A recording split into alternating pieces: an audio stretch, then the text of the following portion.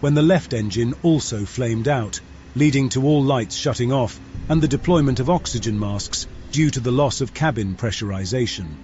In complete darkness, and with the aircraft's electrical systems switched to emergency configuration, the pilots struggled to control the aircraft, working hard to keep it flying. Meanwhile, the crew quickly prepared the passengers for a potential emergency water landing, aware that their chances of survival were slim. This is the story of Air Transat Flight 236.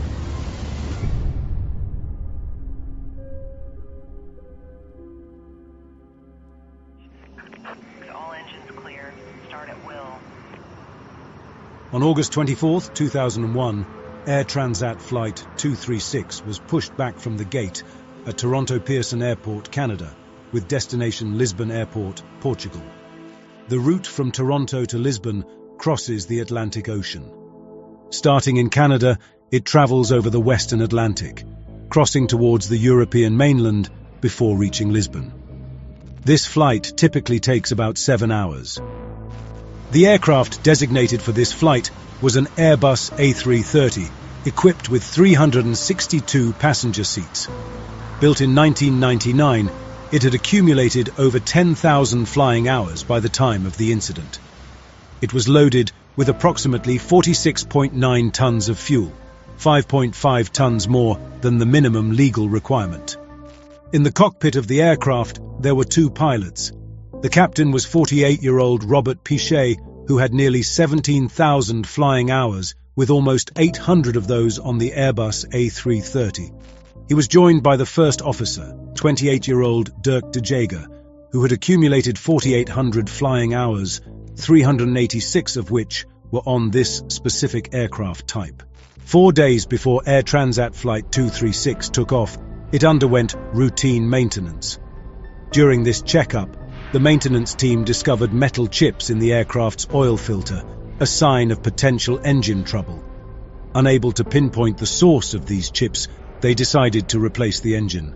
The engine being installed, loaned by Rolls-Royce, was in a pre-service bulletin configuration, while the replaced engine was in a post-service configuration. This difference caused an issue for the technician in charge. The rear hydraulic pump from the removed engine couldn't be fitted onto the replacement engine. The reason was a clash with the fuel pump inlet tube already installed on the loaned engine. Unable to access the service bulletins from the available computer terminals, the lead technician relied on advice from the maintenance engineering department. They recommended using only the rear fuel tube from the engine being replaced. By following this advice, the technicians were able to ensure there was enough space between the fuel tube and the nearby hydraulic tube. After installing the new engine, the technicians inspected the work and found no issues. The engine passed a ground run test, indicating it was functioning correctly, and the aircraft was approved for flight. Just before 1 in the morning, the Airbus took off. The pilots steered the aircraft eastward, ascending to a cruising altitude of 39,000 feet. The first hours of the flight went smoothly, with no issues on board. It was a calm and routine journey as the plane continued steadily toward its destination. But several hours into their journey, while halfway across the ocean, the pilots encountered something unusual. Upon checking the secondary display for engine readings, they spotted abnormalities in the right-hand engine's data. The oil pressure was unusually high, paired with a lower oil temperature and a decrease in oil quantity. These warnings presented a scenario that the pilots couldn't immediately understand. Normally, engine oil temperatures increase during a flight. So, when the pilots saw the oil temperature going down, they were confused. They looked through the manual to find an explanation, but they couldn't find anything that explained the strange readings they were seeing. The pilots reported the issue to their maintenance control center, asking for further investigation. However, the center also couldn't determine the cause of the problem. What the pilots didn't know was that the issues with the engine oil indications were caused by a massive fuel leak deep inside the right-hand engine. A serious mistake was made while replacing the engine. The hydraulic and fuel lines were placed too close to each other. Even though they believed there was sufficient space between them, they didn't consider how the pressure from the hydraulic system could affect them. During the flight, the hydraulic and fuel lines of the right engine were in continuous contact, slowly wearing down against each other. Eventually, this friction caused the fuel line to rupture, resulting in a significant hole. According to the final report, the aircraft was losing an estimated 12 to 15 tons of fuel per hour through this rupture, an immense contrast to the typical fuel consumption of about 2.6 tons per hour for an Airbus engine. But even with the significant fuel leak, the engine kept running as usual. The fuel system design of the aircraft plays a significant role in this. The fuel system of this Airbus is designed with multiple fuel tanks. Each wing contains 2 tanks, along with a center tank and a trim tank located in the tail's horizontal stabilizer. The trim tank serves the purpose of redistributing fuel from the back to the front of the aircraft to maintain its central gravity limits. As fuel levels decrease in the wing tanks, the trim tank automatically transfers fuel forward to the depleted wing tanks. This transfer is normally not scheduled to take place until 35 minutes from the destination airport, when the wing tanks are below 4 tons or when the aircraft descends below flight level 245. This process ensures a balanced fuel distribution for landing. However, in this instance, the trim tank initiated its final fuel transfer prematurely, directing all its remaining fuel forward into the wing tanks much earlier than usual. Despite there being an indication in the cockpit, the pilots did not immediately recognize the abnormality. While still dealing with the oil pressure issue, an advisory message flashed on the ECAM. It's the central display unit in the cockpit, and it alerts the pilots when action is needed. It was an advisory message. The message noted a fuel imbalance between the tanks in the left wing and those in the right wing. A fuel imbalance means that there's more fuel in the tanks of one specific wing than in the other, which is a problem because the aircraft needs to be balanced. When dealing with a fuel imbalance on the Airbus A330, there aren't any specific actions outlined in the ECAM. Instead, the ECAM simply alerts pilots to the imbalance, prompting them to refer to the Quick Reference Handbook for guidance. This handbook is designed to guide pilots through non-normal procedures. Given their familiarity with handling imbalances from simulator training, the captain decided to rely on their experience and memory rather than consulting the Quick Reference Handbook. They opened the cross-feed valve and shut off the fuel pumps in the right wing, intending to transfer fuel from one side to the other. However, unbeknownst to them, this action only worsened the fuel leak, as fuel was being directed from the left wing tank through the damaged right side of the aircraft. Had they consulted the QRH, the first instruction would have cautioned against proceeding with the checklist if a fuel leak was suspected. Within just 10 minutes, as they watched the fuel levels drop rapidly, the pilots realized that the total amount of fuel remaining on board had fallen below the level necessary to safely reach Lisbon. Facing this critical situation, they began exploring alternative landing sites. In the vast expanse of the Atlantic Ocean, the pilots had limited options. They identified Lagos Airport, located on the island of Terceira in Portugal, as a viable diversion point. As the pilots considered their diversion strategy, a cabin crew member entered the cockpit to inform them about passengers requiring assistance upon arriving at Lisbon Airport. The pilots explained the urgent need to divert to another airport due to a technical issue. They requested the cabin crew member to visually check the wings. Following the pilot's instructions, the crew member dimmed the cabin lights for a clearer view and used a flashlight to inspect the wings from the cabin windows. Despite the thorough check, no irregularities were detected. A fuel leak would be relatively easy to detect during daylight hours, but spotting one at night becomes significantly more challenging. Because there were no signs of a fuel leak, other than the lower than expected quantity of fuel on board, and with no additional ECAM warnings or alerts, both pilots concluded that the issue was likely a computer malfunction. The pilots considered doing the standard fuel leak procedure, but decided against it. Could it be a fuel leak? Should we start with the standard fuel leak procedure? No. We would then have to descend to a lower altitude, which would worsen the situation. Understood. Investigators later concluded that if the pilots had executed any of the prescribed fuel leak procedures upon diverting to lurches, whether it was the engine fuel leak procedure, the wing fuel leak procedure, or the fuel leak not located procedure, they would have landed with at least 3.8 metric tons of fuel on board. The captain's decision not to follow the fuel leak procedure was influenced by a common thinking mistake known as framing bias. This kind of bias happens when people get stuck on one way of looking at a problem and only pay attention to information that supports that view, while ignoring evidence that doesn't fit. In this case, the pilots thought the issue was just a computer error, so they focused on clues that seemed to confirm that idea. Because they were so focused on this belief, they didn't consider other important signs that could have pointed to a different problem.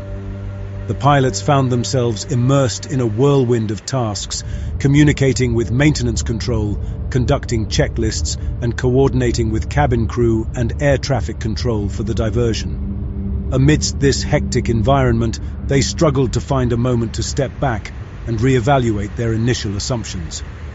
Despite their recent attempt to address the fuel imbalance by transferring fuel between tanks, the problem didn't go away, and fuel continued to drain rapidly. In reaction to the continued abnormally high rate of reduction in the fuel on-board quantity reading, the crew selected the right-wing fuel pumps to on and the left-wing pumps to off. These selections established cross-feed of the fuel in the right-wing tanks to both engines. The pilots then set a course for Lurches Airport. They notified Santa Maria Air Traffic Control of their diversion, citing a critical fuel shortage. By this point, the aircraft was carrying 7 tons of fuel, which accounts for merely 6% of the aircraft's total fuel capacity. As the fuel levels kept dropping at an alarming rate, the captain maintained communication with the maintenance control center. In an effort to resolve the problem, he experimented with various configurations of the fuel system. However, despite these attempts, the amount of fuel continued to decrease.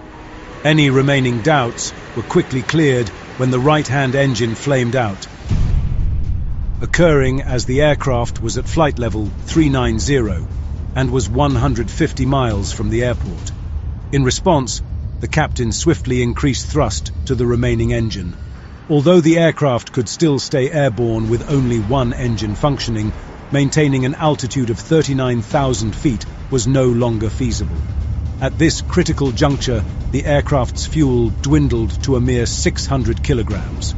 The pilots realized that they were facing a life-and-death situation. The first officer declared an emergency to air traffic control. Mayday, mayday, mayday! Air Transat 236. The right engine has flamed out, and we're down to just a few hundred kilograms of fuel left. Moments later, the first officer used the public address system to inform the cabin crew and passengers that they would be landing shortly and to prepare for the possibility of an emergency water landing. 13 minutes after the right-hand engine flamed out, and still 120 kilometers from the airport, the left-hand engine also flamed out. As electrical power failed, the cockpit was enveloped in darkness. As the plane descended, the cabin pressure dropped, causing oxygen levels to decrease.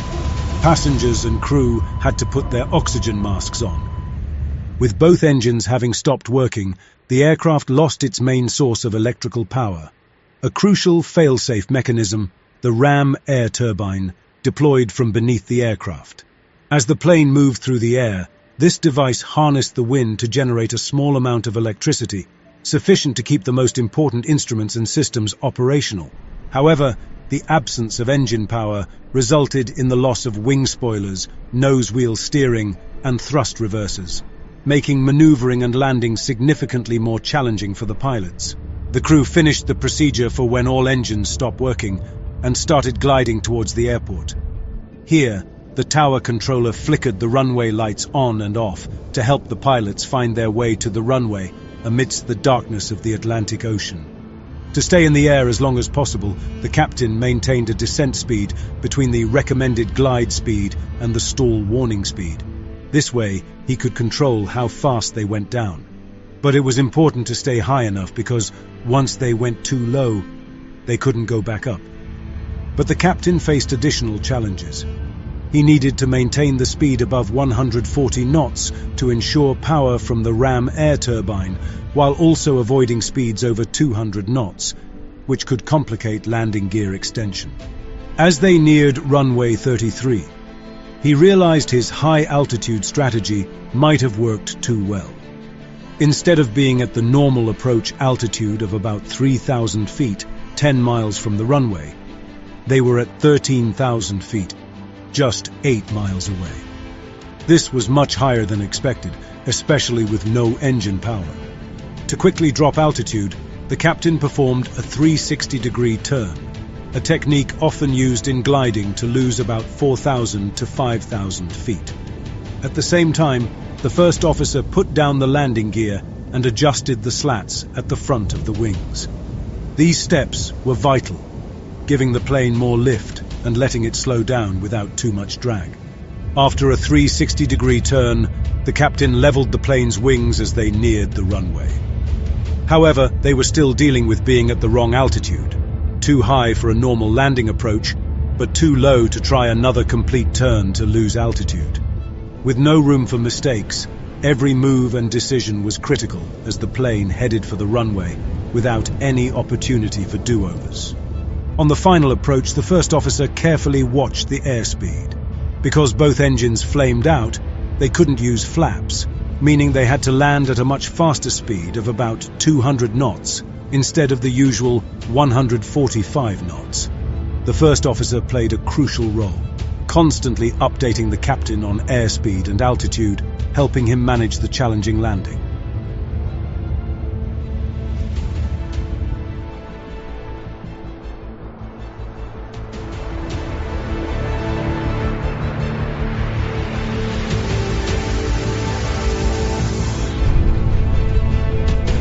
Moments later, the aircraft hit the runway hard, causing 8 out of 12 tires to burst. The plane bounced back into the air before touching down again, almost 3,000 feet from the start of the runway. As the plane sped down the runway, slowing it down became a major challenge.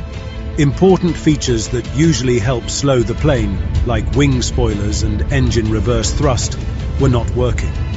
To make things more difficult, the system that prevents the wheels from skidding didn't work properly, causing the wheels to lock up when the captain tried to use the brakes.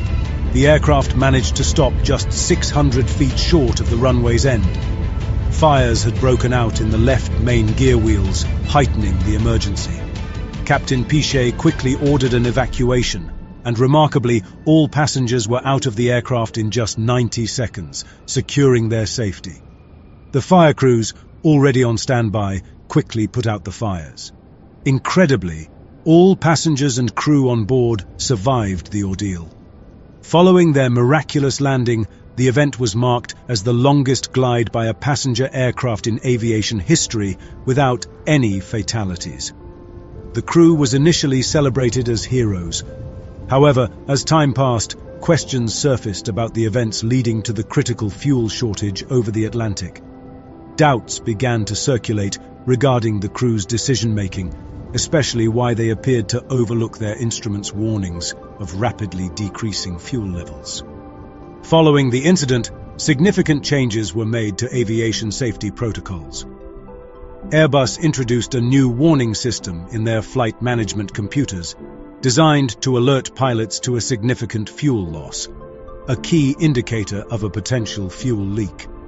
Moreover, training now emphasizes the effective management of fuel leaks and the interpretation of non-normal checklists more strongly. The final report acknowledged the pilot's failure to detect the fuel leak, but praised their exceptional response after the engines failed. It commended the captain for expertly controlling the aircraft during the engine's out-descent and landing, despite the challenging conditions. The first officer was praised for providing valuable support during the glide and landing. The captain and first officer were therefore honored with the Superior Airmanship Award by the Airline Pilots Association. In conclusion, 3 primary factors contributing to the incident can be identified. Firstly, the improper installation of the spare engine was identified as the root cause of the fuel leak. Secondly, the crew's lack of training in handling fuel leak-related imbalances and the absence of such scenarios led them to focus solely on balancing fuel without considering the possibility of a leak. Lastly, cognitive bias played a role, as the crew's assumptions hindered their ability to recognize and address the situation effectively. Let's think about what we can learn from this important story. It teaches us how crucial it is to train well, check equipment carefully, and always be ready to deal with unexpected problems. If you enjoyed this video, please consider giving it a thumbs up, sharing it with your friends, and subscribing to our channel for more incredible stories. Don't forget to hit the bell icon to get notified about our latest uploads. Thank you for watching.